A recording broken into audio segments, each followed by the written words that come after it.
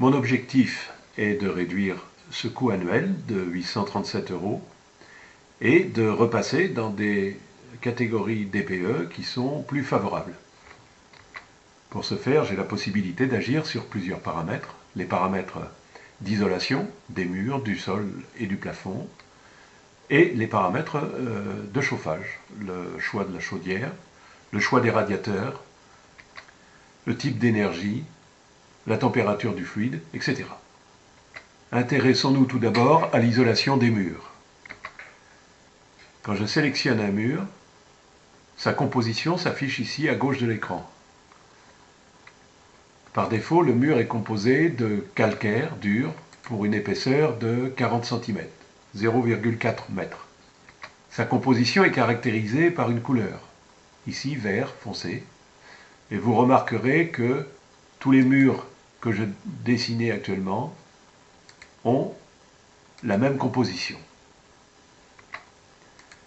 Si bien qu'en modifiant la composition pour un mur, je vais la modifier pour tous les murs affichés de la même couleur. C'est une facilité d'édition qui permet rapidement de modifier la composition des murs d'une habitation. Je décide de rajouter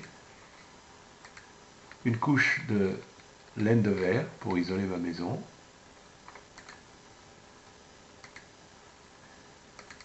Couche de 6 cm.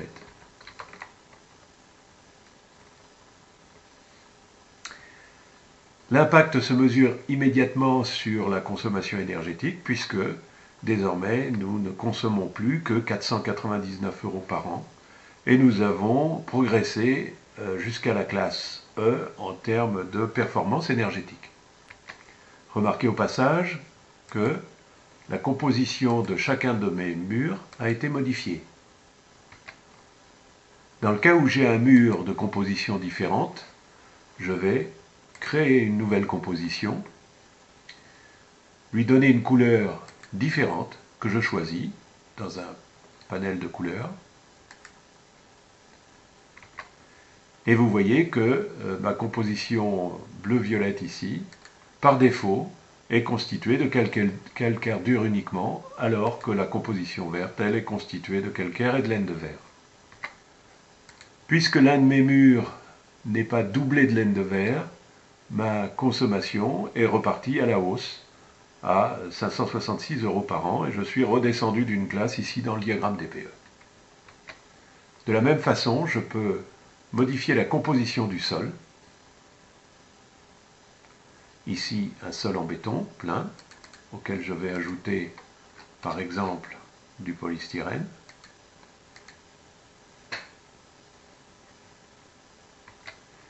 Et pour modifier la composition du plafond de la pièce, il me suffit de sélectionner ici la vue plafond, sélectionner la pièce en question et éditer la composition du plafond. Le fonctionnement est le même que pour les murs. J'ai une couleur qui caractérise la composition de ce plafond et j'aurai, si j'ai plusieurs pièces dans l'habitation, la possibilité de changer de composition. Ici, je vais me contenter de rajouter une couche de laine de verre au plafond, couche de 20 cm.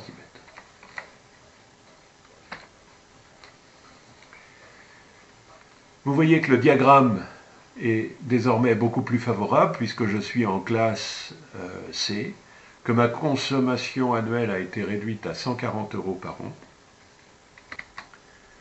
Nous remarquons par ailleurs que la puissance du chauffage disponible dans la pièce est largement supérieure aux besoins puisque j'ai 5 kW en trop, ce qui se reflète également dans le bilan de puissance de l'étage et dans le bilan de puissance du bâtiment.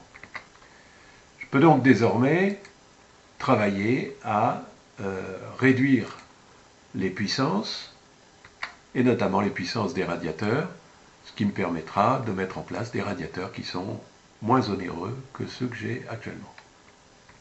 Je vais par exemple ici remplacer mon radiateur en fonte à 6 colonnes par un radiateur en acier simple à un seul panneau.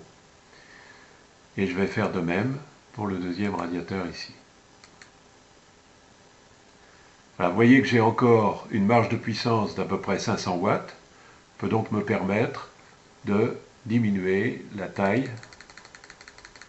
de mes radiateurs pour par exemple descendre ici à 60 cm de largeur. J'ai un radiateur de 60 cm et un radiateur d'1 mètre qui me donne une marge de puissance de 160 watts.